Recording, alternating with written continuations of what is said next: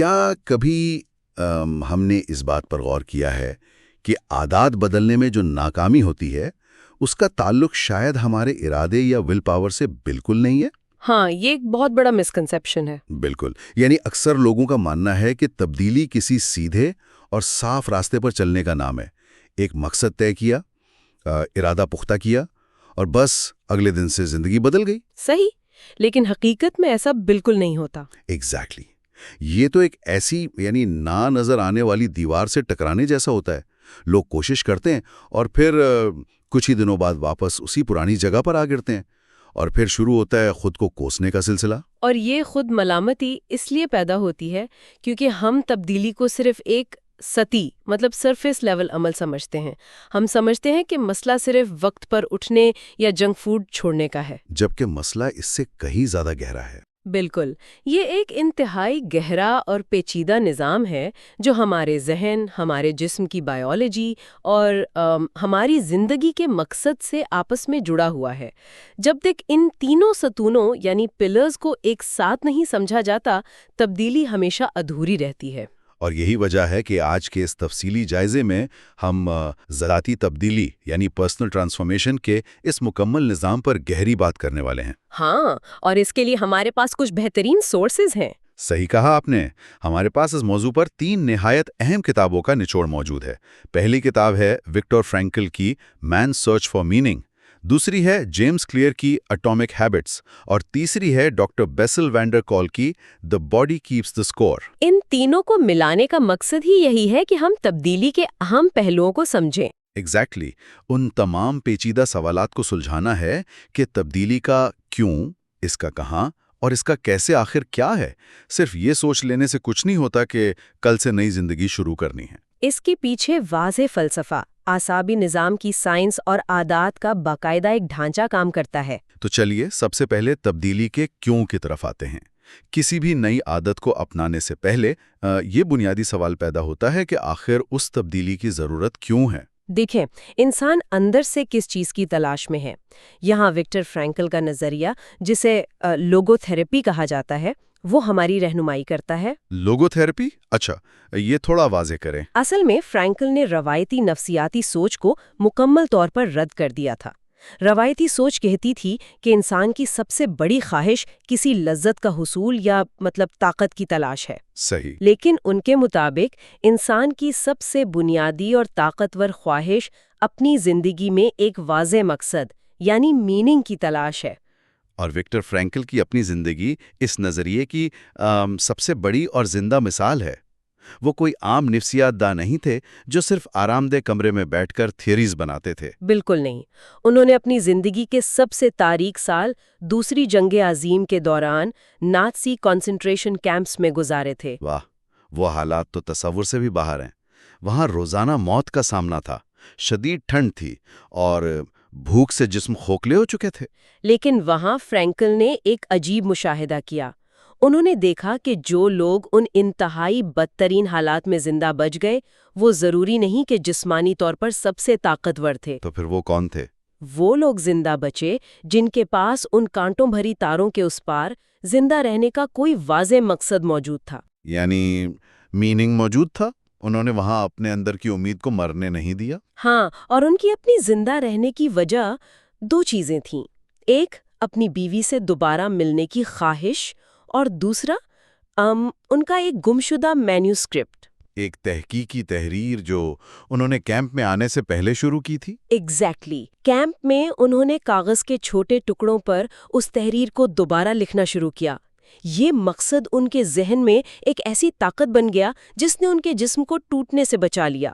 اور اسی تجربے کی بنیاد پر انہوں نے ٹراجک ٹرائیڈ 3 ایسی تکلیف دہ حقیقتوں کا تصور پیش کیا جن سے دنیا کا کوئی انسان بچ ہی نہیں سکتا۔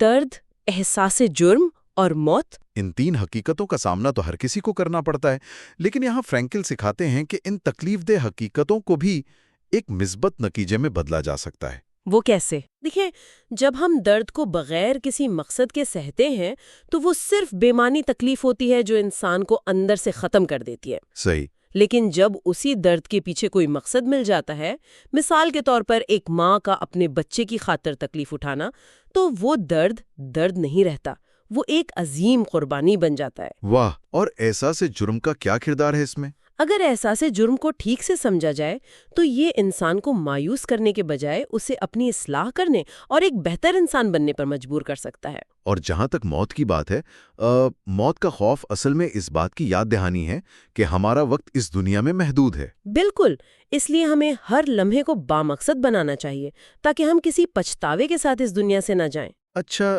اس ساری بحث سے ایک بڑا دلچسپ پوائنٹ نکلتا ہے۔ فرینکل واضح طور پر کہتے ہیں کہ کامیابی یا خوشی کو ایک ڈائریکٹ نشانہ یعنی ٹارگٹ نہیں بنایا جا سکتا۔ ہاں، وہ ایک بائی پروڈکٹ ہے۔ ایگزیکٹلی۔ اگر ہم آج کے دور کی سوسائٹی کو دیکھیں، اس ہسل کلچر کو، جہاں ہر کوئی بھاگم بھاگ میں لگا ہوا ہے اور صرف نتائج پر زور دیا جاتا ہے کہ اتنا پیسہ کمانا ہے، یہ گاڑی لینی ہے، یہ سٹیٹس حاصل کرنا ہے۔ ہاں، تو فرینکل کا نظریہ اس ماڈرن ڈے ہسل کلچر پر ایک بہت بڑا سوال اٹھاتا ہے۔ آپ کو کیا لگتا ہے؟ مجھے لگتا ہے ہسل کلچر کا سب سے بڑا نقصان یہی ہے کہ وہ صرف باہری اور مادی نتائج پر مرکوز ہے۔ جب لوگ دن رات ایک کر کے اپنی نیند اور سکون قربان کر کے ان اہداف کو حاصل کر بھی لیتے ہیں تو پھر کیا ہوتا ہے؟ وہ اکثر ایگزسٹینشل ویکیوم کا شکار ہو جاتے ہیں۔ بالکل، ایک گہرے خالی پن اور مایوسی میں گھر جاتے ہیں۔ انہیں لگتا ہے کہ کیا بس یہی سب کچھ تھا، کیونکہ ان نتائج کے پیچھے کوئی روحانی یا اصل مقصد تو تھا ہی نہیں۔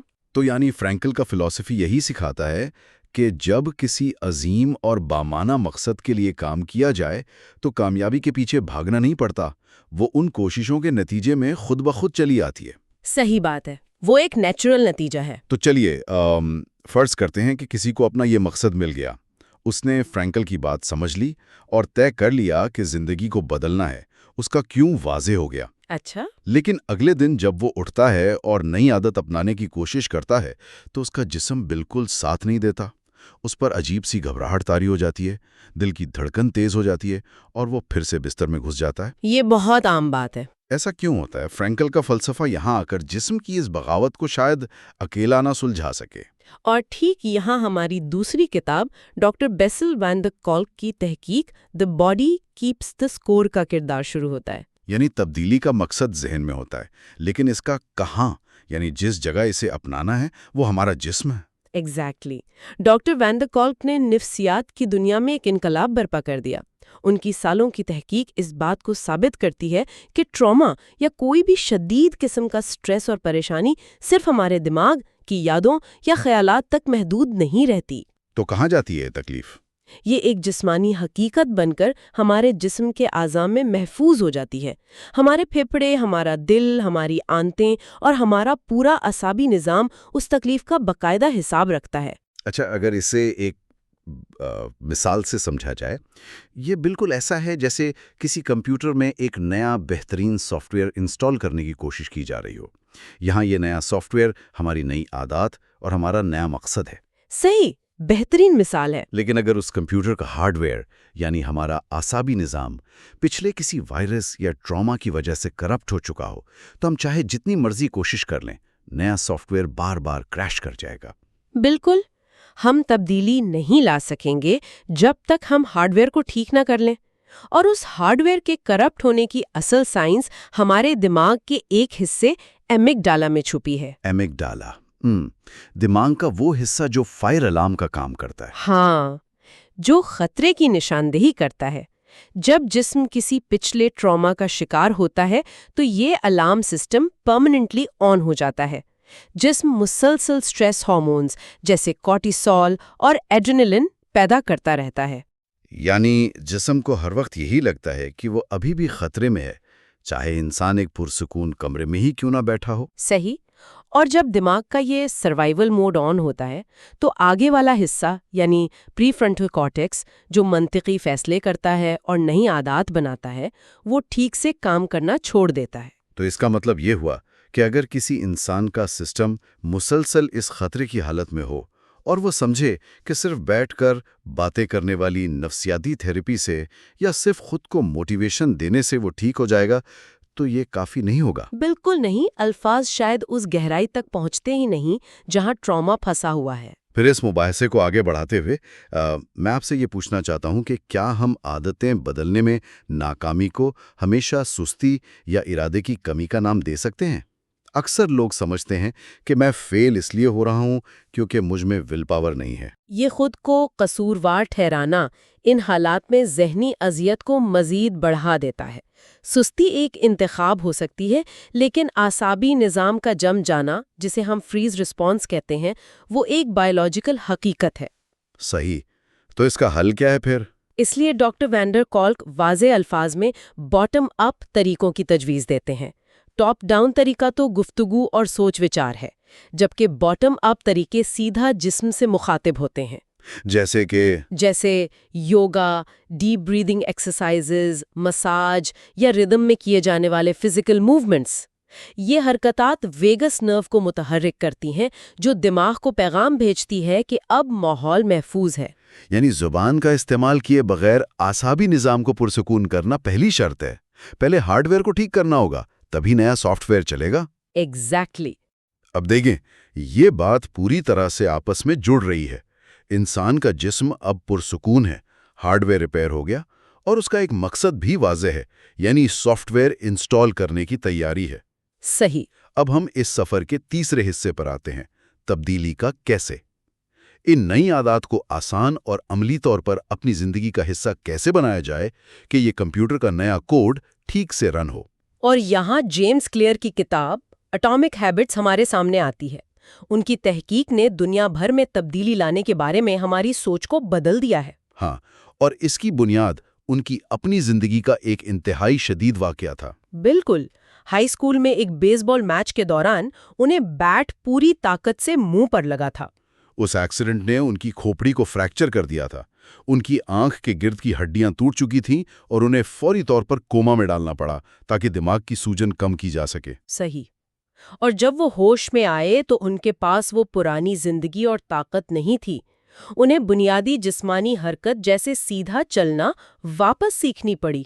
اس واقعے نے انہیں ایک بہت بڑی سبق آموز حقیقت سکھائی کہ بڑی تبدیلی کبھی کسی اچانک معجزاتی لمحے میں نہیں آتی۔ ہاں، وہ ان چھوٹے چھوٹے بظاہر ناکافی لگنے والے قدموں کا نتیجہ ہوتی ہے جو مسلسل اٹھائے جاتے ہیں۔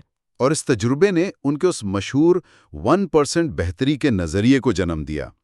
کلیئر سمجھاتے ہیں کہ اگر مسلسل روزانہ صرف 1% بہتری لائی جائے تو میتھمیٹیکلی 1 سال کے آخر میں انسان پہلے سے 37 گنا بہتر ہو جاتا ہے۔ صحیح کہا۔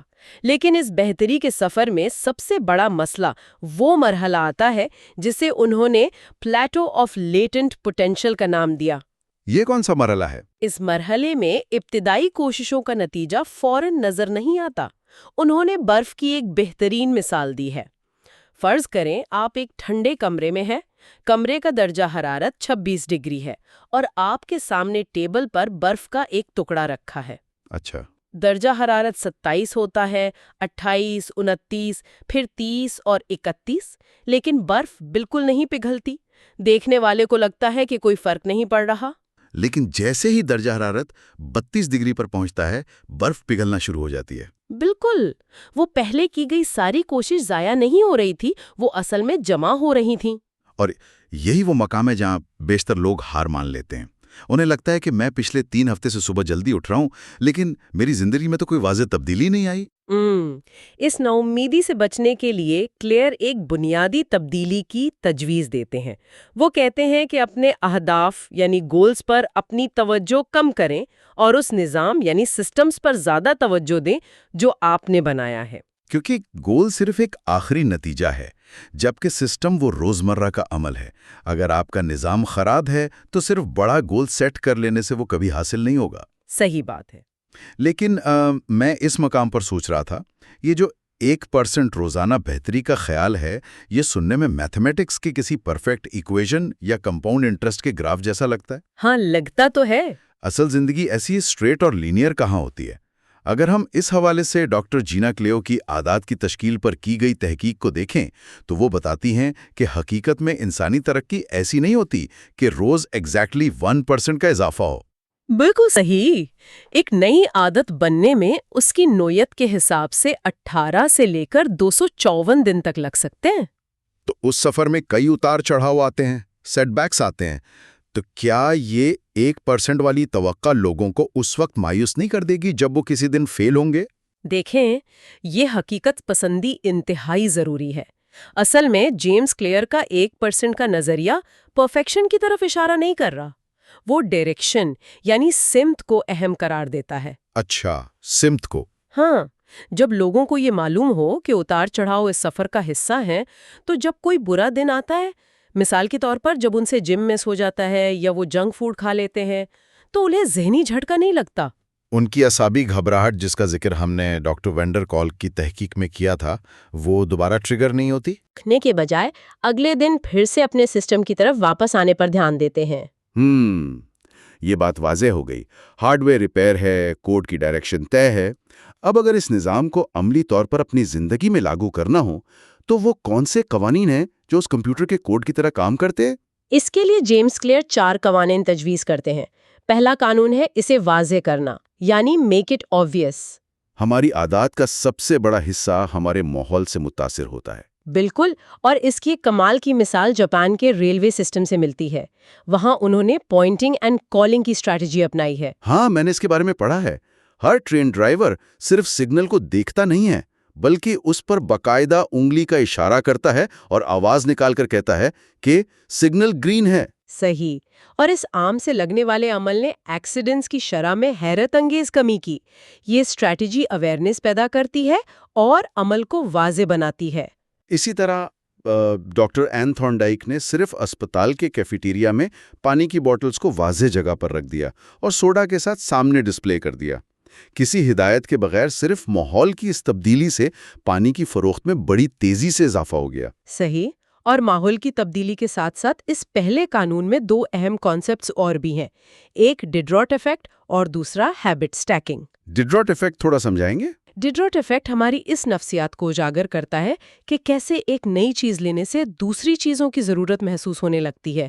جیسے نیا صوفہ لائیں تو پرانا کارپٹ خراب لگنے لگا. صحیح. اسے ہم اپنی نئی عادات پر لاگو کر سکتے ہیں ہیبٹ سٹیکنگ کے ذریعے.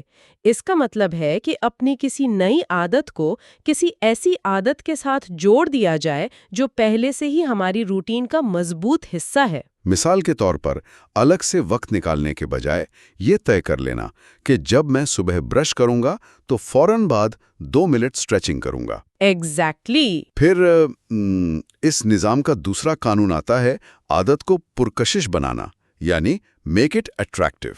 یہاں انسانی دماغ کے کیمیکل ڈوپامین کا ذکر آتا ہے. ہاں، دماغ کو اصل میں کسی انعام کے ملنے پر اتنا مزہ نہیں آتا جتنا اس انعام کے ملنے کی توقع اور اینٹیسپیشن میں آتا ہے. رونن برن نامی ایک انجینئرنگ اسٹوڈنٹ نے اس قانون کا بڑا دلچسپ استعمال کیا تھا. اس نے اپنی ایکسرسائز سائیکل کو اپنے کمپیوٹر اور نیٹ فلکس سے ایسے کنیکٹ کیا کہ نیٹ فلکس پر اس کا من پسند شو تبھی چلے گا جب سائیکل ایک مقررہ سپیڈ سے چلے. واہ، یہ تو کمال کا آئیڈیا ہے. جیسے ہی سپیڈ کم ہوئی شو پاز ہو جائے گا. صحیح. اس ٹیکنیک کو ٹیمپٹیشن بنڈلنگ کہتے ہیں. یعنی جو کام آپ مجبوری میں کرنا چاہتے ہیں، جیسے کہ ایکسرسائز، اسے کسی ایسے کام کے ساتھ جوڑ دینا جو آپ شوق سے کرنا چاہتے ہیں، جیسے ٹی وی دیکھنا. اب تیسرا قانون ہے عادت کو آسان بنانا، میک اٹ ایزی. انسانی فطرت ہمیشہ لا آف لیسٹ ایفرٹ پر عمل کرتی ہے. ہم اس راستے کا چناؤ کرتے ہیں جہاں سب سے کم محنت درکار ہو.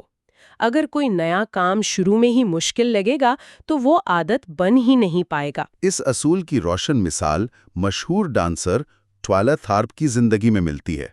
وہ صبح جلدی اٹھ کر ایکسرسائز کرنے کی عادت کو ایسے بیان کرتی ہیں کہ ان کی عادت جم میں 2 گھنٹے کی سخت محنت نہیں ہے. تو پھر کیا عادت ہے ان کی؟ ان کی عادت صرف صبح کپڑے تبدیل کر کے گھر کے باہر کھڑی ٹیکسی میں بیٹھنا ہے. بس ان کا مقصد صرف ٹیکسی پکڑنا ہے. ایک بار وہ ٹیکسی میں بیٹھ گئیں تو آگے جم جانا، وہاں ایکسرسائز کرنا سب خود بخود آسان ہو جاتا ہے. اسے نفسیات کی زبان میں 2 منٹ رول بھی کہتے ہیں. کسی بھی نئی عادت کا آغاز اتنا آسان ہونا چاہیے کہ اسے پورا کرنے میں 2 منٹ سے زیادہ نہ لگیں. مثلاً میں ہر روز کتاب پڑھوں گا کو بدل کر میں ہر روز صرف ایک صفحہ پڑھوں گا طے کرنا۔ بالکل۔ اور چوتھا آخری قانون ہے اسے اطمینان بخش بنانا، میک اٹ سیٹسفائنگ۔ انسانی دماغ انہی کاموں کو دہراتا ہے جن کے آخر میں اسے کوئی انعام یا اطمینان کا احساس ملتا ہے۔ صحیح کہا۔ ٹرینٹ ڈرسمڈ نامی ایک سٹاک بروکر کی کہانی سے اس کی آسان مثال ملتی ہے۔ اس نے اپنے ڈیسک پر روزانہ 2 جار رکھے ہوتے تھے۔ ایک جار 120 پیپر کلپ سے بھرا ہوا ہوتا اور دوسرا بالکل خالی۔ اچھا، پھر وہ کرتا کیا تھا؟ ہر دفعہ جب وہ ایک سیلز کال مکمل کرتا، وہ ایک کلپ اٹھا کر خالی جار میں ڈال دیتا۔ یہ فوری جسمانی حرکت اس کے دماغ کو ایک چھوٹا سا لیکن سکون آور انعام دیتی تھی اور اسے مسلسل آگے بڑھنے پر آمادہ کرتی تھی۔ ان قوانین پر بات کرتے ہوئے میں ایک بڑا دلچسپ واقعہ شیئر کرنا چاہتا ہوں۔ مشہور مصنف وکٹر ہیوگو نے اپنا ایک اہم ناول مقررہ وقت پر ختم کرنا تھا، لیکن وہ مسلسل دوستوں کے ساتھ باہر جا کر وقت ضائع کر رہے تھے۔ پھر انہوں نے کیا کیا؟ انہوں نے ایک عجیب طریقہ اپنایا۔ انہوں نے اپنے اسسٹنٹ کو بلایا اور اپنے تمام کپڑے ایک الماری میں لاک کروا دیے اور اس سے چابی لے کر جانے کو کہا۔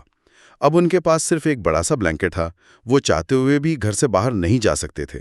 یہ تو واقعی انتہائی قدم تھا۔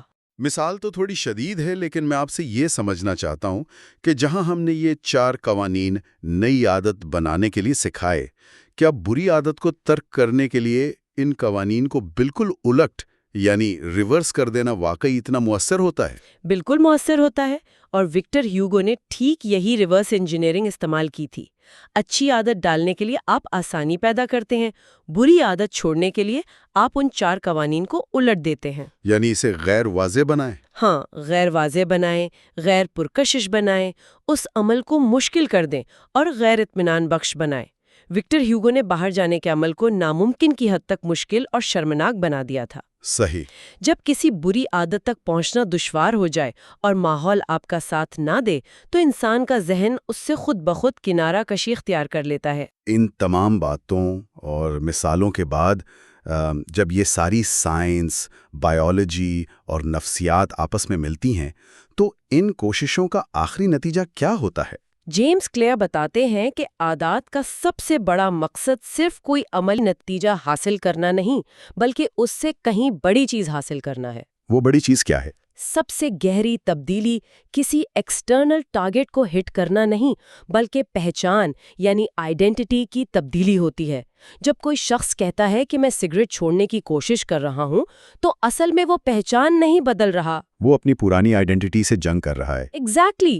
لیکن جب وہ انکار میں کہتا ہے کہ میں سگریٹ نہیں پیتا، تو اس نے اپنے ذہن میں اپنی نئی پہچان تسلیم کر لی ہے۔ آپ کا ہر چھوٹا سا 1% عمل، آپ کی نئی عادت، اصل میں آپ کی نئی پہچان کے حق میں ایک ووٹ ڈالتا ہے۔ اور ٹھیک یہی وہ مقام ہے جہاں ہماری گفتگو کے تینوں ستون یعنی پلرز ایک مکمل تصویر بناتے ہیں۔ بے شک، تبدیلی اس لیے پیچیدہ تھی کیونکہ لوگ انہیں الگ الگ دیکھتے تھے۔ پہلے آپ اپنے اعصابی نظام اور جسم کو پچھلے ٹراما اور شدید سٹریس سے آزاد کرتے ہیں، جسے ہم بائیولوجیکل پلر کہتے ہیں۔ صحیح۔ اور جسم کے پرسکون ہونے کے بعد آپ اپنی روزمرہ کی زندگی میں ان 4 قوانین کے تحت چھوٹی عادات کا ایک نظام بناتے ہیں جو بیہیویئرل پلر ہے۔ اور آخر میں ان تمام چھوٹی کوششوں کو ایک عظیم اور بامانی مقصد کے ساتھ جوڑ دیتے ہیں، جس کے بغیر امید ختم ہو جاتی ہے، جسے ہم ایگزسٹینشل پلر کہتے ہیں۔ تو اس تفصیلی مباحثے کا خلاصہ یہ نکلتا ہے کہ ذاتی تبدیلی کسی اچانک ہونے والے حیران کن معجزے کا نام نہیں ہے۔ یہ ان چھوٹی عادات، جسم کی حالت اور زندگی کے مقصد کی مسلسل ہم آہنگی یعنی انٹیگریشن کا نتیجہ ہے۔ بالکل ٹھیک کہا۔ یہ جاننا اس لیے نہایت اہم ہے کیونکہ آج ہم جس دور میں رہ رہے ہیں وہاں لا تعداد آسائشوں کے باوجود اندر ایک ایگزسٹینشل واکیوم یا ذہنی خالی پن ہے۔ یہ معلومات ہمیں الجھنوں سے نکالنے کا ایک تھوٹ، عملی اور سبق آموز راستہ دکھاتی ہیں۔ کامیابی اب کوئی جادو نہیں، بلکہ ایک نظام ہے جسے بخوبی سمجھا جا سکتا ہے۔ یہ ان لوگوں کے لیے بہت بڑی راحت کی بات ہے جو خود پر الزام تراشی کرتے ہیں۔ انہیں اب سمجھ آنا چاہیے کہ ناکامی ان کی ذات کی خرابی نہیں تھی، ہاں، بلکہ ان کے نظام اور ماحول کی پیچیدگی کا نتیجہ تھی۔ لیکن دیکھیں، اس سب کو گہرائی سے سمجھنے کے بعد ایک نیا اور थोड़ा बेचैन करने वाला ख्याल ज़रूर पैदा होता है। आज हमने तहकीक की रोशनी में ये सीखा कि हमारा माहौल हमारी आदत को तय करता है। सही। हमारा पिछला ट्रॉमा हमारे फैसलों को कंट्रोल करता है और फिर यही आदत मिलकर हमारी पहचान बनाती हैं। तो फिर सवाल ये पैदा होता है कि क्या इस ज़िंदगी में हम वाकई अपने आज़ादाना फैसले खुद कर रहे हैं, ये तो एक बहुत गहरा पॉइंट है। या हम सिर्फ अपने ही बनाए हुए माहौल और गुजरे हुए कल की हालत का एक बेबस नतीजा बनकर रह गए हैं? अगर सब कुछ निज़ाम और माहौल का खेल है तो हमारी अपनी आज़ादी कहाँ है? ये एक ऐसा गहरा सवाल है जिस पर वाकई गौर करने की ज़रूरत है। ज़रूर सोचिएगा। इस वीडियो को लाइक करें, बुककास्ट चैनल को सब्सक्राइब करें और इस वीडियो को उन दोस्तों के साथ शेयर करें जिन्हें आप अपनी लाइफ में आगे बढ़ता और ग्रो करता देखना चाहते हैं, क्योंकि जब हम मिलकर सीखेंगे तभी तो ग्रो करेंगे।